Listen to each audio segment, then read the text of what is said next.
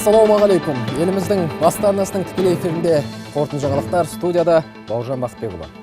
Астана, Шымкент қалаларындағы Назарбаев зияткерлік мектебінің оқушылары Қостанай облысында болып, Тобыл өңірінің тарихымен және өндірістегі жетістіктерімен танысты.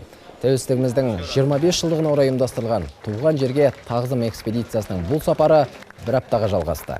Осы аралықта балалар Амангелді, Жангелдин, Наурызым аудандарына барып, тарихи орындарды аралады. Рухани қазынасы бай өлкенің мәдени мұраларын көзбен көріп, танымал тұлғалармен кездесті. Сондай-ақ экспедиция мүшелері Тобыл өңірінің бірқатар өндіріс орындарында болды. Экспедиция арқылы жалпы туған жерімізді таныдық. Қостанай өңірінің экономикасы бүкіл Қазақстанның экономикасына қандай әсер тигізетінін білдік. Сонымен қатар осы алған біліміміз болашақта біздің оқуымызға үлкен әсерін тигізеді деп ойлаймын. Ал мен сіздермен қоштасамын. Аман сау болыңыздар.